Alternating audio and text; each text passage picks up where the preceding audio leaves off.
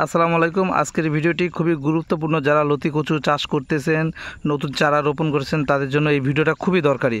তো দেখতে পাচ্ছেন যে আজকে জমিতে কিছু কিছু ঘাস হয়েছে, এটা নিরানোর কাজ চলতেছে, আপনারা দেখতে পাচ্ছেন।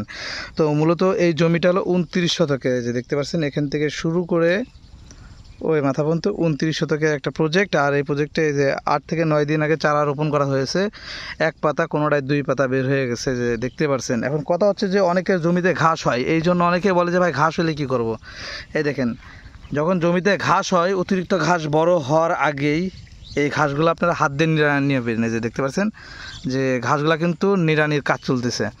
তো এভাবে আপনারা জমিটা পরিষ্কার রাখবেন সব সময়। বিশেষ করে কচু যারা চাষ করেন তাদের অবশ্যই বলবো, আপনাদের এই জমিটা যখন ছোটো ছোটো ঘাস হবে অল্পতেই আপনারা নিড়ায় ফেলবেন। এই যে দেখুন, আর একটা বিষয়, অনেকেই এই ঘাস দমনের জন্য আগাছানাশক ব্যবহার করতে চাই, যে কীটনাশকগুলা, এইগুলো কখনোই ব্যবহার করা যাবে না কচু জমিতে। যদি ব্যবহার করেন আস্তে আস্তে এই কচু গাছগুলো আপনার একসময়টা নষ্ট হয়ে যাবে, মারা যাবে। ঠিক আছে, এটা আমি সবসময় বলে থাকি।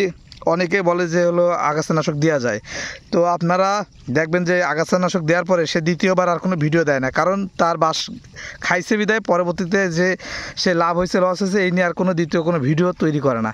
অতএব আপনার আগাছানাশক কখনোই ব্যবহার করবেন না। দ্বিতীয়ত, আপনার জমিতে এরকম নিট অ্যান্ড ক্লিন থাকবে। তবে আপনারা যে দানাদার বলেন, যে কাদায় যদি কেঁচো পোকা থাকে, এই কেঁচো পোকা ব্যবহারের জন্য দানাদারটা ব্যবহার করবেন। ঠিক আছে, তাহলে আপনাদের কোনো সমস্যা হবে না।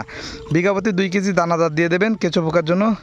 বা আপনি অটোফস বা হলো ডাস্টবান, ঠিক আছে, বা মর্টার, এইগুলো হলো আপনার কেঁচো পোকা মারার জন্য, কাদায় পোকা মারার ওষুধ, এটা ব্যবহার করতে পারেন।